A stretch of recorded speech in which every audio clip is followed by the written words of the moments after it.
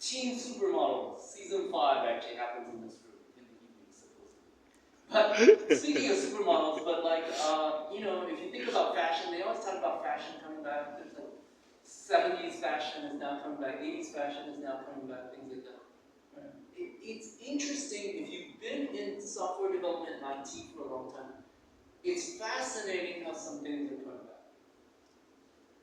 Again, I'm taking myself. My first job out of college, I used VAX EMS, a mainframe, okay? I was actually on a mainframe.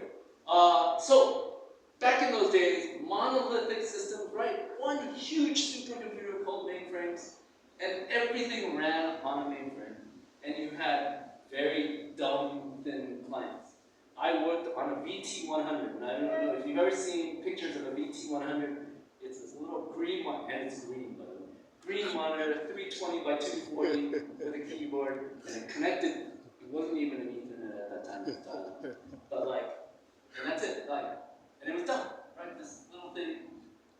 Your phone is like 100 times more powerful than this dumb VT. Now, all you can do is just send messages to the mainframe. The mainframe will do its thing. Very thin, dumb client.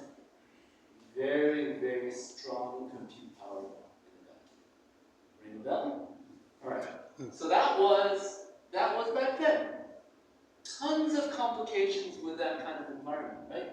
The mainframe, you were limited by the processing speed of the mainframe. So, you know, there's always timeshares and things like that. At Berkeley, we had timeshares. You know, you could only use the computer for a certain amount of compute time. But mainframes were very, very expensive. And then, in the 80s, IBM did something that was revolutionary and changed the IT industry. What was that? A personal computer. IBM PC. When it first came out, it was what was it? It wasn't even a 486, it was a 286 XT computer. Had like 16 megs of RAM, and had a big 5 1/4 floppy disk, right? It didn't even have a hard drive. But that PC completely changed the way people thought about architecture. Because now, you no longer had a dumb client, you actually had a client that could do some processing, right? So now, we move from monolithic to client-server, two-tiered architecture. Right? Client server was, hey, you know what? Let's take some of the compute that needs to happen on the server side, move it to the client side, so we can actually decrease the need of the server. The clients can do a lot more processing. UI was much better, right? Much richer. You can do things